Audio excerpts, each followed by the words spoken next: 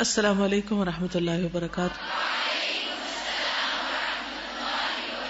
کیا حال ہے سب کا؟ الحمد للہ الحمد للہ. نحمده ونصلی علی رسولہ الکریم. اما بعد فاعوذ باللہ من الشیطان الرجیم. بسم اللہ الرحمن الرحیم. رب اشرح لی صدری ویسر لی امری واحلل عقدۃ من لسانی یفقہوا قولی. یہ جرنی ٹو ایٹرنٹی کا ایک چھوٹا سا نقشہ ہے، ہمیشگی کا سفر. یہ سفر ہم سب کریں گے. سب سے پہلے دنیا. اس وقت ہم یہاں موجود ہیں. دنیا میں دو طرح کے لوگ ہیں، مومن اور کافر. کچھ ایسے بھی ہیں جو گرے ایریا میں ہیں، یعنی منافق. اوپر سے مسلمان نظر آتے ہیں لیکن دل میں انہیں اسلام سے کوئی محبت نہیں ہوتی. کوئی کسی بھی حال میں زندگی گزارے، جانا تو آخرتی کی طرف ہے. اب دونوں کا سفر شروع ہوتا ہے، مومن کا بھی کافر کا بھی. اگلا مرحلہ قبر آ جاتا ہے. قبر میں کب تک رہنا ہے ہمیں نہیں معلوم. اس کے بعد نفخ فی الصور ہوگا، سور پھونکا جائے گا، سب اٹھیں گے، خواہ کوئی مومن ہے یا کافر. پھر اس کے بعد بعث ہوگا، یعنی اٹھا کر کھڑا کیا جائے گا. حشر کا میدان ہوگا اور سب لوگ اپنے اپنے عمل کے مطابق اپنی اپنی حالت میں ہوں گے. میں تھوڑی تھوڑی تفصیلات بھی ابھی ذکر کروں گی. اس کے بعد شفاعت ہوگی، شفاعت کبریٰ نبی صلی اللہ علیہ وسلم کی، جس کی وجہ سے پھر حساب کتاب قائم ہوگا. اب یہاں پر آپ دیکھ رہے ہیں کہ کافر کا راستہ یہاں سے بدل گیا ہے. بعث کے بعد وہ میزان پر آ کر سیدھے آگ میں جا رہا ہے. لیکن مومن کا سفر لمبا ہے. مومن حساب کی جگہ پر آ کر کھڑا ہوگا. یہاں کیا ہوگا ابھی کچھ تفصیلات بتاؤں گی. پھر سب کے اعمال نامے، نشر الصحف، اعمال نامے ان کو دیے جائیں گے. پھر اعمال نامے تولے جائیں گے، میزان پر آئے گے. میزان کے بعد پھر سب لوگ حوض پر پہنچیں گے جہاں نبی صلی اللہ علیہ وسلم کے ہاتھوں پانی پیئیں گے. وہاں پھر آگے مومنوں کا امتحان ہوگا. اور یہاں پر آپ دیکھ رہے ہیں کہ میزان کے بعد منافق جو ہیں، گرے ایریا والے، یہ حوض پر نہیں پہنچ سکیں گے، نبی صلی اللہ علیہ وسلم کے ہاتھوں پانی نہیں پی سکیں گے. اور پھر یہ یہاں سے ہوتے ہوئے ان کا بھی امتحان ہوگا. اور امتحان المومنین اور منافقین کے بعد یہ منافق سیدھے آگ میں چلے جائیں گے. لیکن ابھی مومنوں کا سفر کچھ اور بھی باقی ہے. مومن یہاں سے نکلنے کے بعد پل صراط عبور کریں گے. جہنم کے اوپر یہ پل ہے. جو مومن کامیاب ہونے والے ہیں وہ اس پل کو پار کر کے آگے چلے جائیں گے. لیکن جو مومن کبیرہ گناہوں کا ارتکاب کرتے ہیں یا جن کے حق میں اللہ تعالیٰ یہ لکھیں گے کہ وہ اپنی سزا بھگتے، وہ جہنم میں نیچے گریں گے. کچھ عرصہ اپنے اپنے گناہ کے مطابق جہنم میں رہیں گے. اس کے بعد ان کو واپس جنت کی طرف لایا جائے گا. جو اچھے مومن ہوں گے ان کو پھر کنترا پہ روک لیا جائے گا. یہ پل صراط کے بعد ایک اور پل ہے، یہاں پر حقوق العباد کا فیصلہ ہوگا. لوگ ایک دوسرے سے اپنے قصاص لیں گے، بدلے لیں گے، نیکیاں ایک دوسرے کی وصول کر لیں گے اور ایک دوسرے سے دل صاف کر لیں گے. کسی کے دل میں کوئی کدورت نہیں رہے گی اور صاف ستھرے ہو کر جنت میں پہنچیں گے. جنت میں پہنچنے کے بعد پھر سب کے اوپر پانی ڈالا جائے گا، سب کو ایک طرح سے نہلایا جائے گا. جو لوگ آگ سے نکال کر لائے جائیں گے ان کو بھی نہلایا جائے گا، اور جو ویسے بھی 50,000 سال کے دن سے سفر کر کے یہاں پہنچے ان کو بھی نہلایا جائے گا. پھر خوشبودار ہوا چلے گی، ان کو معطر کیا جائے گا، پھر ان کو ناشتہ دیا جائے گا. پھر جنت میں اپنے اپنے جگہوں پہ پہنچیں گے اور کچھ مزید تفصیلات بھی ہوگی. آپ اس نقشے کو دیکھتے رہیے اور ساتھ ساتھ تھوڑی سی ڈیٹیل سنتے رہیے کہ ان مختلف مواقع پر ہوگا کیا، کیونکہ ہم سب کو یہاں سے گزرنا ہے. کوئی بھی یہاں سے کسی قسم کا شارٹ کٹ نہیں کر سکتا، اور ان سارے مواقع سے ہم گزر کر ہی اپنی اصل منزل کو پہنچیں گے. ہم یہ تو دعا کرتے ہیں یا اللہ ہمیں جنت عطا کر، لیکن جنت تک پہنچنے کے لیے سفر کتنا لمبا ہے اور اس میں ہونا کیا ہے، ہر اسٹیشن پر کیا ہوگا، اس کو جاننا اور اس کو ذہن میں رکھنا بہت ضروری ہے. تو آئیے چند باتیں مختصر سی آپ کے ساتھ کرتے ہیں. اس زندگی کے خاتمے پر جب ملک الموت آئے گا، ہماری روح نکالے گا، کچھ لوگوں کو خوشخبری دی جائے گی، یا ایتھا النفس المطمئنہ ارجعی الی ربک راضیۃ مرضیہ، اے نفس مطمئنہ چلو واپس اپنے رب کی طرف، اس حال میں کہ تم رب سے راضی ہو اور رب تم سے راضی ہے. فوت ہونے کے بعد جب روح نکل جاتی ہے تو جسم کو قبر میں لے جایا جاتا ہے.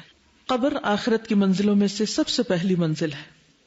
یہ کافر اور منافق کے لیے آگ کا گڑھا ہے اور مومن کے لیے جنت کا باغ ہے. قبر میں ہر ایک سے کچھ سوال پوچھے جائیں گے، کافر سے بھی، منافق سے بھی، مومن سے بھی. قبر کا امتحان سب کے لیے ہے. سوالوں کے درست جواب کی صورت میں جنت کا دروازہ کھولا جائے گا، درست جواب نہ دینے پر جہنم کا دروازہ کھولا جائے گا. گناہ کرنے والوں کو قبر میں عذاب دیا جائے گا. نیک اعمال کرنے والے اور اللہ کے راستے میں فوت ہونے والے اس عذاب سے محفوظ ہوں گے اور نعمتوں میں ہوں گے. تو قبر میں چاہے کوئی 1000 سال جیے، اپنے عمل کے مطابق ایک چھوٹے امتحان کے بعد وہاں پر اچھے یا برے انجام کو پہنچے گا. بہت سے لوگ یہ سوال کرتے ہیں کہ ابھی تو قیامت کا دن نہیں آیا تو قبر کا عذاب کیوں؟ تو یاد رکھیے، عذاب یا جزا، سزا یا جزا جو ہے وہ امتحان کے بعد ہوتی. تو قبر کے وائوے کے بعد، قبر کے سوال جواب کے بعد قبر میں بھی جزا سزا موجود ہے.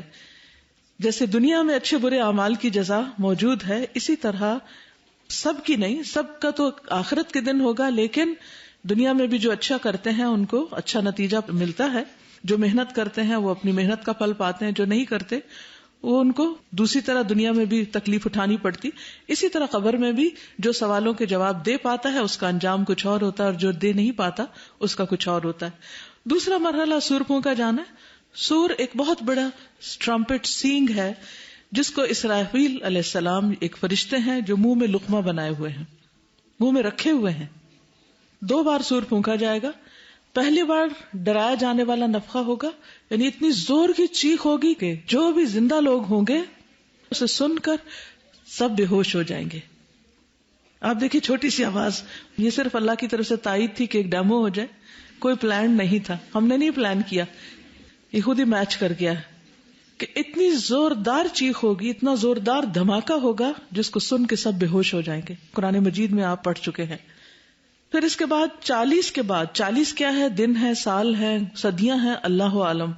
اس کے بعد دوسرا سور پھونکا جائے گا. پہلے سور پر سب مر جائیں گے، دوسرا سور جب پھونکا جائے گا اسے سن کر سب لوگ اٹھ جائیں گے دوبارہ. اس کا نام بعث ہے، مرنے کے بعد دوبارہ جی اٹھنا. یہ اب اگلا مرحلہ آ گیا. قبر کے بعد نفخ سور، نفخ سور کے بعد دوبارہ جی اٹھنا. جب سور پھونکا جائے گا تو اس کے بعد اللہ تعالیٰ ایک بارش بھیجے گا جس سے مردوں کے جسم اگ آئیں گے. مٹی میں ملے ہوئے جتنے بھی جسم ہیں وہ سارے کے سارے دوبارہ اگ جائیں گے. انسان ریڑھ کی ہڈی کے پچھلے حصے سے ایک نئی مخلوق بنے گا جسے پھر کبھی موت نہیں آئے گی. یعنی انسان کے جسم کا سارا حصہ گل جاتا ہے، ایک چھوٹا سا حصہ مٹی میں گما رہتا ہے لیکن پورا نہیں گلتا، یعنی کوکسک بون ہے جس سے دوبارہ انسان ایک بیج کی طرح پورا دوبارہ بن جائے گا. پھر جب انسان کھڑا ہوگا تو ننگے بدن ہوگا، ننگے پاؤں ہوگا، بغیر ختنہ کیے ہوئے، یعنی اس وقت کسی کے پاس لباس نہیں ہوگا. حضرت عائشہ نے پوچھا یا رسول اللہ صلی اللہ علیہ وسلم، ہم ننگے ہوں گے، ہمیں شرم نہیں آئے گی، کوئی ہمیں دیکھے گا نہیں؟ آپ نے فرمایا عائشہ وہ دن بہت سخت ہے، کسی کو کسی کا ہوش نہیں ہوگا، کوئی کسی کی طرف نہیں دیکھے گا. اس لیے اس سے کوئی فرق نہیں پڑتا کہ کوئی لباس پہنے ہوئے ہو یا نہ پہنے ہوئے ہو. انسانوں کو اب فرشتے اور جن دکھائی دینے لگیں گے، جو آج تک نظر نہیں آ رہی تھی چیزیں وہ نظر آنے لگیں گی. ہر انسان اپنے آخری عمل پر اٹھایا جائے گا، یعنی جس حال میں موت ہوئی ہوگی اسی میں اٹھایا جائے گا. محرم جو احرام کی حالت میں ہوگا تلبیہ پکارتے ہوئے اٹھے گا قیامت کے دن. شہید کا خون بہہ رہا ہوگا، اور غافل لوگ کھیل کود میں مشغول ہوں گے. اگر دنیا میں موت کے وقت کوئی غلط کام کر رہے تھے تو اسی حال میں وہ اٹھ کے وہی کچھ کرنے لگیں گے. سود خور دیوانگی کی حالت میں جیسے اسے کوئی جن پڑا ہوا ہو اور وہ دیوانہ مخبوط الحواس ہوگا. کچھ لوگ چیونٹیوں کی شکل میں ہوں گے، کچھ لوگوں کو لوگ روند رہے ہوں گے. بہرحال اس کی تفصیلات تو بہت زیادہ ہیں لیکن مختصراً سی یاد دہانی ہے. پھر سب لوگ ایک میدان میں اکٹھے ہو جائیں گے، یعنی قبروں سے نکل کر سب ایک جگہ پر حشر میں اکٹھے ہوں گے. اور حشر کے دن کی مقدار دنیا کے سالوں کے حساب سے 50,000 سال جتنی ہوگی. لوگ ڈرے ہوئے ہوں گے اور ایسے ہوں گے جیسے نشے میں ہوں، یعنی کسی کو کچھ نظر جیسے نہ آ رہا، اور اتنے مدہوش ہوں گے، پریشان ہوں گے. وَتَرَى النَّاسَ سُكَارَىٰ وَمَا هُمْ بِسُكَارَىٰ. ان کا دنیا میں ٹھہرنا ایک گھڑی کی طرح لگے گا. ایک دوسرے سے پوچھیں گے دنیا میں کتنے رہ کے آئے، تو کہیں گے لم يلبثوا الا عشیۃ او ضحاها، کہ صبح کا وقت یا شام کا وقت. سورج 1 میل کے قریب آ جائے گا. لوگ اپنے اعمال کے حساب سے پسینے میں غرق ہوں گے. کمزور اور متکبر لوگ آپس میں جھگڑا کریں گے، وہ ایک دوسرے کو بلیم کریں گے، تم نے ہمیں کیوں گمراہ کیا، اور وہ کہیں گے کاش ہم تمہارے پیچھے نہ چلتے. کافر اپنے قرین شیطان اور اپنے اعضاء بدنی سے جھگڑے گا، یعنی شیطان سے بھی جھگڑے گا، اپنے آپ سے بھی، اپنے آپ کو لان تان کرے گا کہ اپنے ہاتھوں کو اور اپنے جسم کو کہ انہوں نے غلط کام کیوں کیے. ظالم اپنے ہاتھوں کو کاٹ کھائے گا، کہے گا افسوس میں فلاں کو دوست نہ بناتا، اس کی کمپنی نے مجھے خراب کر دیا. جہنم کو 70,000 لگامیں ڈال کر گھسیٹا جائے گا، ہر نکیل کو 70,000 فرشتے کھینچ رہے ہوں گے. اس دن کافر پسند کرے گا کاش میری جان کا فدیہ کوئی اور دے دے، یا کاش میں مٹی ہو جاؤں، یا لیتنی کنت ترابا. متکبر لوگوں کو جمع کیا جائے گا جیسے چونٹیاں ہوں. زکوٰۃ ادا نہ کرنے والوں کے مالوں کو جہنم میں گرم کر کے دہکا کے آگ کی پلیٹیں بنا کر ان کے چہروں کو اور ان کی پیٹھوں کو داغا جائے گا جس سونے چاندی کی وہ زکوٰۃ نہیں دیتے تھے. غدار، غلو کرنے والے، نافرمانی کرنے والے کی بے عزتی کی جائے گی. چور جس چیز کی اس نے چوری کی ہوگی اس کو اپنے سر پہ اٹھا کے کندھوں پہ اٹھا کے لائے گا، چھوٹی چیز یا بڑی چیز، اور انتہائی شرمندگی کا باعث بنے گی، اور وہ اپنے اس برے عمل کو چھپا نہیں سکے گا، سب کے سامنے اس کی چوری واضح ہو جائے گی. خفیہ حقائق اور چیزیں سب کے سامنے آ جائیں گی. جہاں تک متقی لوگوں کا تعلق ہے تو یہ دن ان کو گھبراہٹ میں نہیں ڈالے گا، وہ وہاں بہت پرسکون ہوں گے، امن سے، اطمینان سے. جیسے موت کے وقت فرشتے نے آ کے کہا اے نفس مطمئنہ، تو وہ ان کے لیے قبر کا مرحلہ بھی مطمئن، کیونکہ وہ VIP ہوں گے. قیامت کے دن بھی وہ بالکل اطمینان کی حالت میں ہوں گے. لا خوف علیہم ولا هم يحزنون. لیکن باقی لوگ سخت گھبراہٹ میں اور پسینے میں ڈوبے ہوئے اور پریشانی کے عالم میں ہوں گے، اور پھر اکٹھے ہو کر حضرت آدم کے پاس جائیں گے کہ آپ اللہ تعالیٰ سے دعا کیجئے کہ ہمارا حساب ہو، خواہ ہم جنت میں جائیں یا جہنم میں، لیکن اس دن کی گھبراہٹ سے. کیونکہ آپ دیکھیے کہ اتنی زیادہ مخلوق اور ہر کوئی برے عمل اپنے ساتھ لائے ہوئے اور شرمندگی اور ذلت کا دن، تو اس وقت ہر کوئی چاہے گا کہ بس ہم کسی جگہ چھپ جائیں جا کے. اس لیے حضرت آدم کے پاس جائیں گے، وہ کہیں گے کہ میں نے اللہ تعالیٰ کی نافرمانی کی تھی، میں جا کے شفاعت نہیں کر سکتا، تم نوح علیہ السلام کے پاس جاؤ. پھر اس کے بعد حضرت ابراہیم کے پاس، حضرت موسیٰ علیہ السلام کے پاس، حضرت عیسیٰ علیہ السلام کے پاس سے ہوتے ہوئے محمد صلی اللہ علیہ وسلم کے پاس آئیں گے، اور آپ صلی اللہ علیہ وسلم شفاعت کبریٰ کریں گے. اور یہ شفاعت صرف آپ ہی کے لیے خاص ہے، تاکہ لوگوں سے مصیبت کا یہ بڑا دن ختم ہو اور ان کا حساب قائم کیا جائے. اور اس وقت اللہ کے رسول صلی اللہ علیہ وسلم اللہ تعالیٰ کی ایسے الفاظ میں تعریف بیان کریں گے جو صرف اسی دن اللہ تعالیٰ آپ کو بتائیں گے، اس سے پہلے کبھی کسی نے ان الفاظ میں اللہ تعالیٰ کی تعریف نہ کی ہوگی. اور اس دن اللہ تعالیٰ اتنے غضبناک ہوں گے کہ اس سے پہلے اور اس کے بعد کبھی بھی اتنے غضبناک نہیں ہوں گے. پھر اس کے بعد حساب شروع ہوگا، لوگ قطاروں میں پیش کیے جائیں گے، لائنز میں آئیں گے، صفاً صفا، کوئی بھی شخص ادھر ادھر ہجوم نہیں کر سکے گا اور نہ کوئی چھپ کے نکل سکے گا. اللہ تعالیٰ ان کو ان کے اعمال دکھائے گا اور ان سے پوچھے گا کیا تم نے یہ سب کیا؟ تو وہ انکار نہیں کر سکیں گے، چھپا نہیں سکیں گے. اور اگر کوئی انکار کرنا چاہے گا تو اس کا منہ سیل کر دیا جائے گا اور اس کے ہاتھ پاؤں اور وہ سب چیزیں بولیں گی جہاں اس نے غلط کام کیے. پھر اسی طرح عمر، جوانی، دولت، علم، عہدہ، نعمتوں کے بارے میں سوال کیا جائے گا. کان، آنکھ اور دل پوچھے جائیں گے. وَلَتُسْأَلُنَّ يَوْمَئِذٍ عَنِ النَّعِيمِ. اس دن تم ضرور سوال کیے جاؤ گے نعمتوں کے بارے میں. کافر اور منافق کا حساب ساری مخلوقات کے سامنے لیا جائے گا. لوگ، زمین، دن، رات، سال، فرشتے اور جسم انسانی کے اعضاء ان کے خلاف گواہی دیں گے، یعنی یہ ہر چیز ان کے خلاف بولے گی.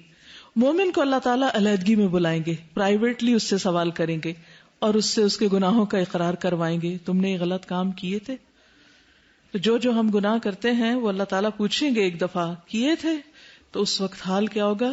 کلیجہ منہ سے باہر آ رہا ہوگا کہ اب گئے، اب تو ہمارے پاس کوئی بہانہ ہی نہیں کہ ہم جھوٹ بول کے یا اللہ تعالیٰ کو کچھ بن کے دکھائیں.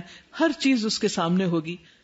سب سے پہلے امت محمد صلی اللہ علیہ وسلم کا حساب ہوگا، اور امت محمد میں بھی سب سے پہلے علماء کا حساب ہوگا. سب سے پہلے ان کی باری آئے گی، اور اگر اچھے کام کیے اور اللہ کے لیے انہوں نے علم حاصل کیا اور اللہ کے لیے انہوں نے اللہ کے دین کی خدمت کی تو فوراً ان کا حساب ہو کے وہ فارغ ہو جائیں گے.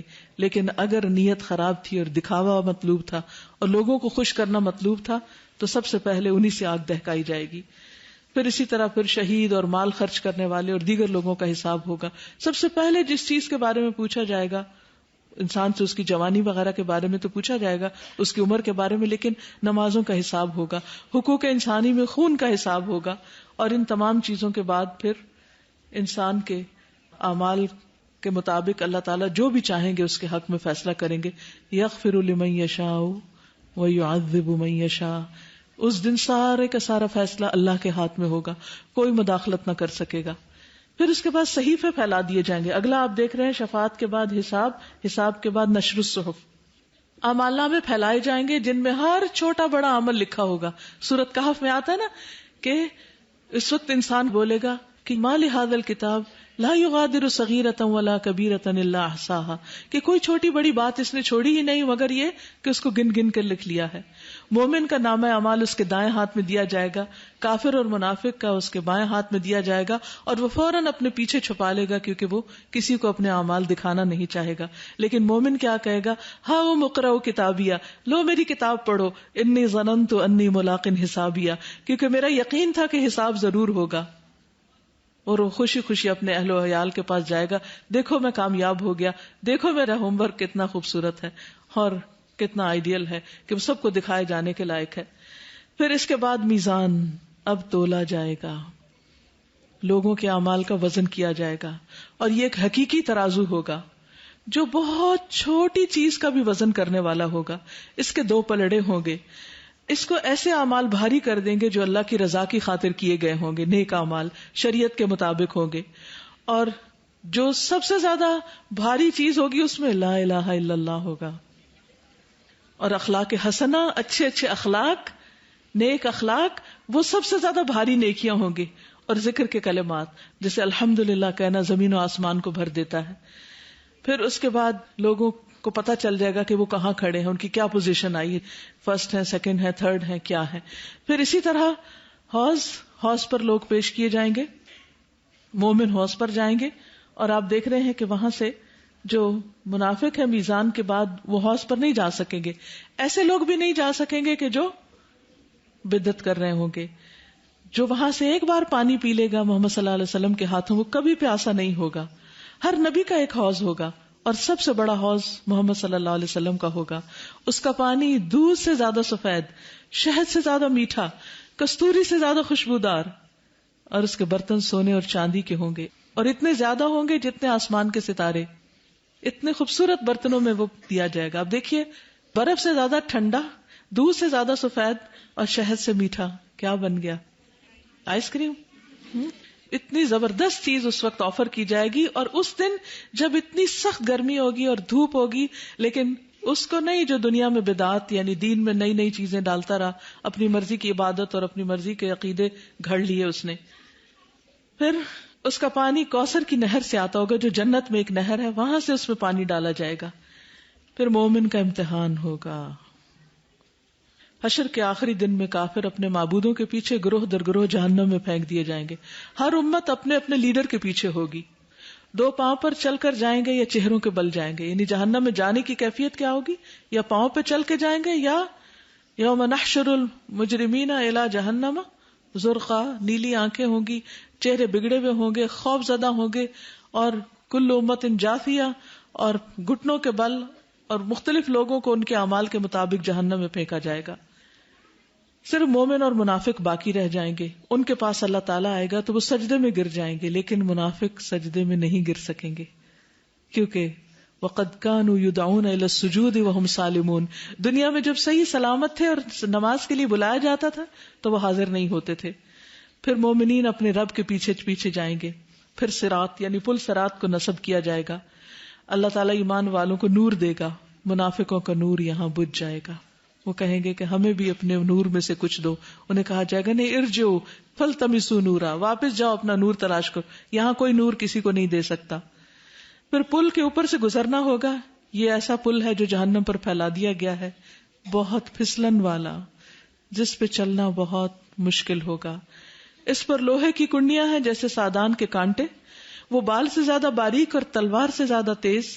اس وقت مومنوں کو ان کے عمل کے مطابق نور دیا جائے گا. جس کا نور بلند ہوگا وہ ایسا ہوگا جیسے پہاڑ جیسے نور کے اندر سے جیسے وہ جا رہا ہو. سب سے کم درجے کا نور اس کا ہوگا جس کے پاؤں کے انگوٹھے کے ایک کنارے میں نور ہوگا. بہت تھوڑی نیکیاں اور بہت تھوڑا نور. لوگ اپنے اعمال کے مطابق اس کو عبور کریں گے.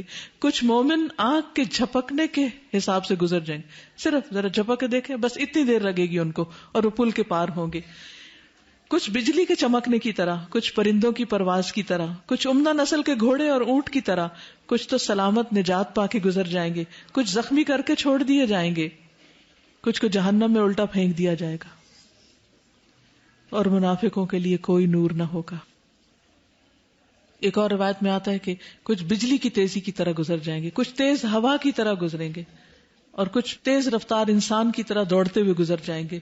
یہ مختلف لوگوں کی رفتار مختلف کیوں ہوگی؟ یہ بالکل ایسے ہی ہے, جو جتنا تیزی سے نیکی کی طرف دنیا میں جاتا ہے اتنا ہی تیزی سے وہ پل پار کر جائے گا. اور کچھ لوگ پل سے راہ سے گزرنا چاہیں گے تو گزر نہ سکیں گے. وہاں امانت اور صلہ رحمی کھڑی ہوگی. رشتہ دار جن کا حق نہیں دیا ہوگا وہ کھڑے ہوگی کہ مجھے کیوں کاٹ دیا تھا. ماں کو پوچھے گا بیٹا کہ مجھے باپ سے کیوں نہیں ملنے دیا تھا, اور باپ سے پوچھے گا کہ مجھے میری ماں سے کیوں محروم کر دیا تھا. اور اسی طرح دیگر رشتوں کا بھی حساب ہوگا. امانت بھی کھڑی ہوگی, اگر خیانت کی ہوگی تو وہ پکڑ لے گی اور نیچے پھینک دے گی.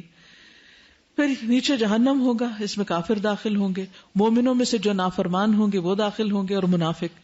اس کے 7 دروازے ہیں. اس کی آگ دنیا کی آگ سے 70 گنا زیادہ شدید ہے.